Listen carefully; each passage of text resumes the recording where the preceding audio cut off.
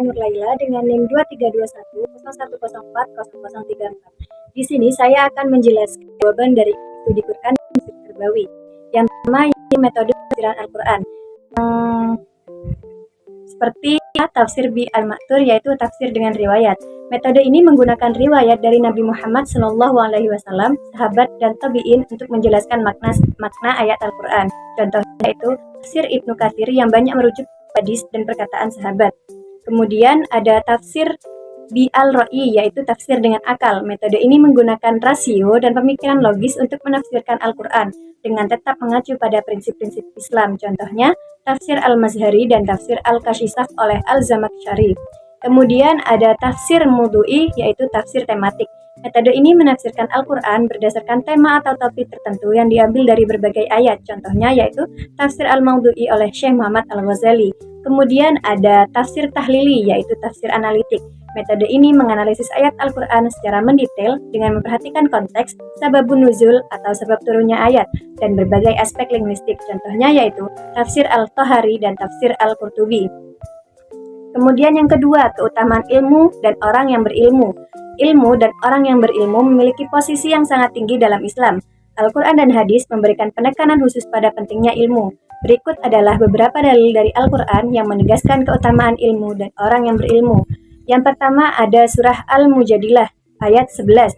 Allah akan meninggikan orang-orang yang beriman di antaramu dan orang-orang yang berilmu beberapa derajat. Ayat ini menunjukkan bahwa Allah memberikan derajat yang tinggi bagi orang-orang yang memiliki ilmu. Kemudian ada surah Az-Zumar ayat 9, yaitu katakanlah, apakah sama orang-orang yang mengetahui dengan orang-orang yang tidak mengetahui? Sesungguhnya orang yang berakallah yang dapat menerima pelajaran. Ayat ini menegaskan perbedaan antara orang yang berilmu dan yang tidak, dan pentingnya ilmu dalam memahami pelajaran dari Allah. Kemudian ada surah Al-Alaq ayat 5. Bacalah dengan menyebut nama Tuhanmu yang menciptakan. Dia telah menciptakan manusia dari segumpal darah. Bacalah, dan Tuhanmu lah yang maha pemurah, yang mengajar manusia dengan perantaran kalam. Dia mengajar kepada manusia apa yang tidak diketahuinya. Ayat ini adalah perintah pertama yang diberikan kepada Nabi Muhammad SAW, menunjukkan pentingnya membaca dan mencari. Kemudian yang ketiga, nasihat-nasihat Luqman kepada anaknya pada Quran Surat Luqman ayat 13-19. Yang pertama ada larangan syirik, yaitu ayat 13.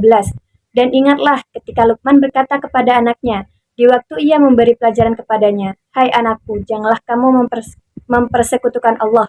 Sesungguhnya mempersekutukan Allah adalah benar-benar kezaliman yang besar.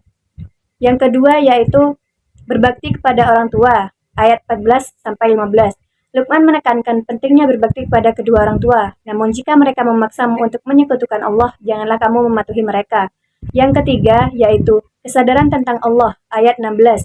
Hai anakku, sesungguhnya jika ada sesuatu perbuatan seberat biji sawi dan berada dalam batu atau di langit atau di bumi, niscaya Allah akan mendatangkannya. Sesungguhnya Allah maha halus lagi maha mengetahui. Yang keempat yaitu mendirikan sholat, menyuruh yang ma'ruf dan mencegah yang mungkar, ayat 17.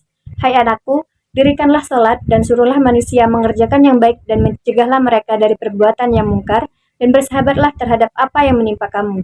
Sesungguhnya yang demikian itu termasuk hal-hal yang diwajibkan oleh Allah. Kemudian yang kelima, tidak sombong dan angkuh, ayat 18. Dan janganlah kamu memalingkan mukamu dari manusia karena sombong, dan janganlah kamu berjalan di muka bumi dengan angkuh. Sesungguhnya Allah tidak menyukai orang-orang yang sombong lagi membanggakan diri. Yang keenam yaitu bersikap sederhana dan santun, ayat 19. Dan sederhanalah kamu dalam berjalan dan lunakkanlah suaramu. Sesungguhnya seburuk-buruk suara ialah suara keledai. Yang keempat, moderasi beragama. Moderasi beragama sangat penting dalam konteks saat ini untuk menjaga keharmonisan, toleransi, dan perdamaian di tengah keberagaman. Beberapa alasan mengenai mengapa moderasi beragama diperlukan adalah: yang pertama, menghindari ekstremisme. Yang kedua, mendukung toleransi dan kebinekaan. Yang ketiga, membangun keharmonisan sosial. Kemudian, dalil Al-Quran yang mendukung moderasi beragama adalah Surah Al-Baqarah ayat 143, Surah Al-Furqan ayat 67, dan terima kasih. Itu saja dari saya. Wassalamualaikum warahmatullahi wabarakatuh.